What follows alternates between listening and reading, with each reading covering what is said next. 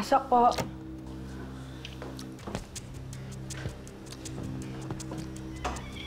Anak, Pa, regalo ko para sa'yo.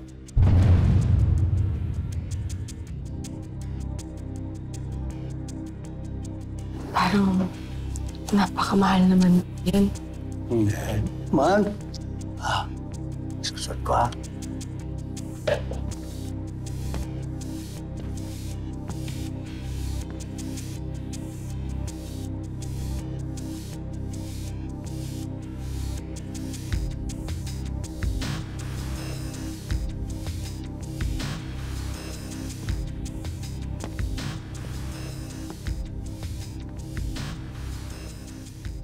Sobrang ganda po. Pero, ano pong okasyon? Anak, sa linggong ito, pakikilala kita sa mga kapartido ko. Mga kanyado ko sa politika at sa negosyo. Paghahanda natin ang gabi yun, anak, ha?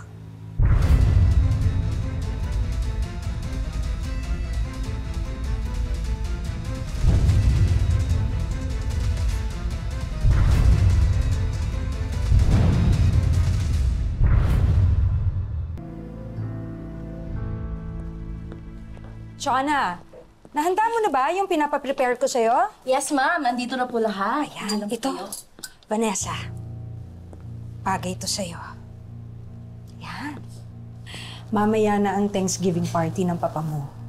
Ipapakilala ka na niya sa mga kaibigan at kapartido niya. Ikaw dapat ang pinakamagandang babae mamayang gabi. Ma, yung... sa mga bisita po kaya mamaya, puro kaibigan niyo lang po ba ni Papa ang dadalo? Yung mga kaibigan ko po kaya darating din? Diba, na-explain ko na yan sa iyo noon pa. Na ang lahat ng kaibigan mo ay nasa Amerika kasi doon tayo nakatira. Wala kang kaibigan dito sa Manila.